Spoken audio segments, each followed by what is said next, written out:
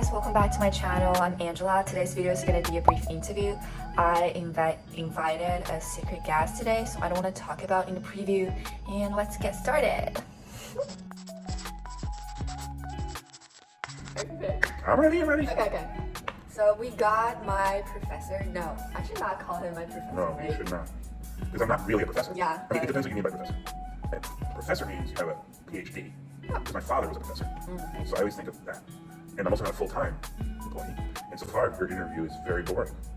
Because I'm talking about something that has nothing to do with what Okay, we're let's talking get about. back to the topic. Okay, yes. I heard of people saying sometimes they're saying such as TikTok, Instagram, all of these platforms are designed to be addictive. Are you Yes. agree? This? Yes, I definitely agree. I mean, that's definitely the negative side.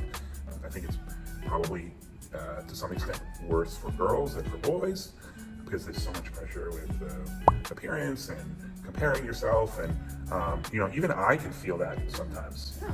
I mean, I don't think it really affects me too much, but even I'll be like, not so much with appearance, but like, look, these people are having such good vacations, and I'm stuck teaching at NYU in August, stuck with these students that make me stay after class and get interviewed, because I have a lot of newspapers online or even in paper that I like to read. I like to read a book. I would like to watch movies, but instead it's just so easy to just go through stuff. That's the negative side. On the positive side, I have a 2 or 3 really amazing new comedians, for example, that I follow because they showed up on my Instagram and I think they're hilarious. So that's definitely good. The thing that I think that we forget is that there were ways to do this before social media. It's just a more efficient way of doing most of these things. People used to read magazines and people used to get together and talk, but nothing was viral. You couldn't have this instant viralness, but still things made it around. But by the way, we also had this problem with television. When I was growing up, television was the evil thing that was ruining children's lives. We used to call it the boob tube. You ever hear that? No. I don't even know why it was called. I think because it rhymes, boob, tube. If you watch it, I guess a boob meaning a dumb person or something. Kids would just sit there and watch TV.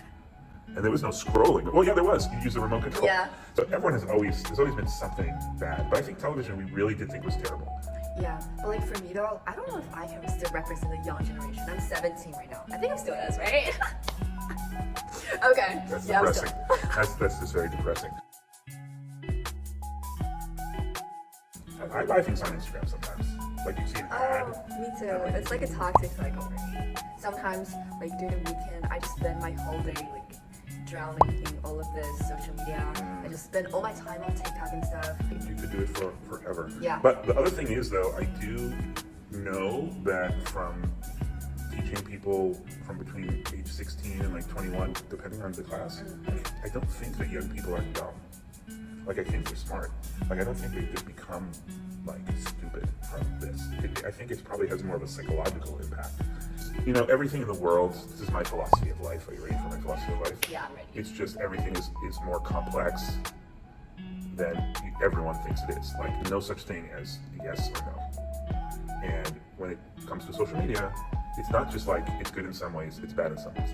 It's good in some ways that we know about. It's good in some ways we probably don't know about.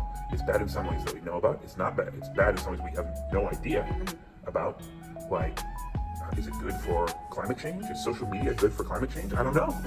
Maybe it's good or maybe it's not. Maybe the world's going to end. I don't know. I have a lot of jobs. And this is one of them. And writing for the newspaper is one of them. And teaching is one of them. YouTube and Instagram. And I think it's really fun. And I get a lot out of I enjoy interacting with an audience in another country.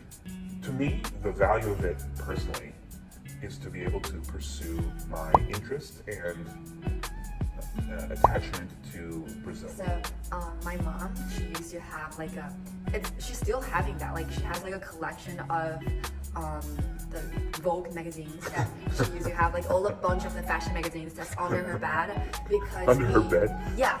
So for you, do you still have a old memories or collection that you still have? Okay, so I I don't have old. Well, first of all, just so you know, I'll be right back. Okay. I still do read things on paper. This is Sunday's newspaper, and also just today, it came in the mail. Look, New York Magazine. Everything is in here. Is in the app. The other thing is, and I know that people don't notice, but you don't miss things. Like if you're scrolling, you might miss see all these articles. Like just before I turn the page, I see all of the headlines, and I read more things that I'm not interested in. The problem with the scrolling is that it gives you only what you're interested in, and it makes you read a narrower amount of things. I know that I'm not going to convince you. Okay, so this is kind of embarrassing. The New York Times Magazine, okay? So I like to do the crossword puzzle. So you see that? That's the crossword puzzle. By the way, there's nothing funny about that. The iPad also has the crossword puzzle. Yeah. So this is I not have the app, old-fashioned. actually. This is not old-fashioned. This is just the paper version of I something. agree, people I still do. agree. But so before I started doing it on the iPad, I would do it in the paper, in here. So the thing is, otherwise I might not read the magazine. But because I'm looking at the crossword, because I'm going to this, I see what this is. I'm like, oh wait. So like one out of every few weeks, I see this article. I'm like, oh, I should read this before I do the crossword. I also feel a little bit like a performance artist. You know what I mean? Like I'm acting. Like I get on the subway and I go like this. and I go and I like open this up and sometimes I'll go like this. And then I'll look around me and see if anyone's looking at me. What's the first story? The Daily Dot. Nothing could have prepared me the first time I heard this order. Starbucks worker says she preps regular's order. I mean, this is so dumb. Later. Okay, so this is the video for today. Appreciate your, no, not professor, but our dear Mr. Beth. And I'm gonna go to Washington right now and ask. To Washington, D.C. Sorry. I'm gonna go to Washington Square right now to ask people about their feelings of social media and also ask for their phone usage. And I'm gonna go home and read a book.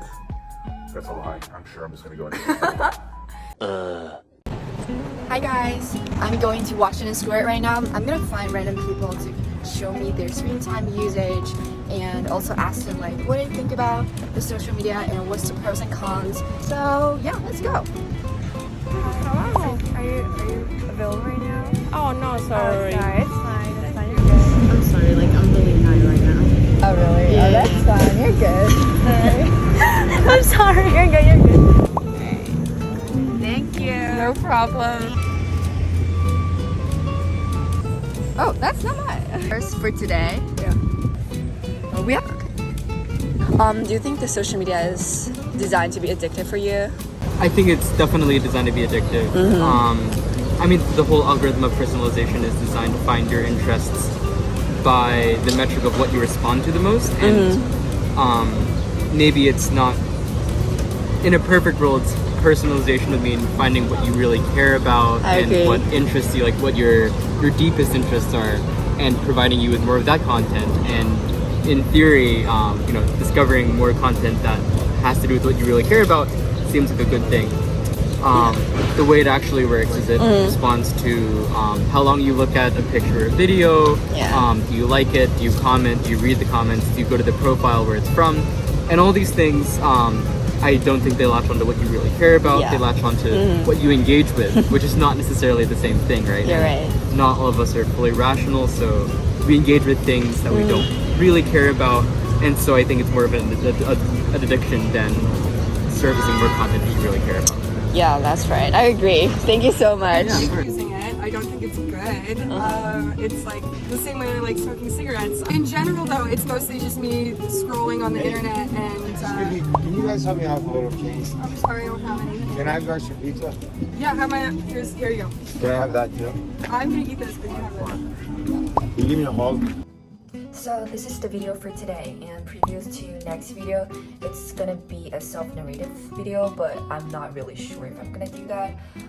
But if you guys have any thoughts, please just put it in the chat box and subscribe me if you don't want to miss any information. So yeah, that's the video for today. Bye!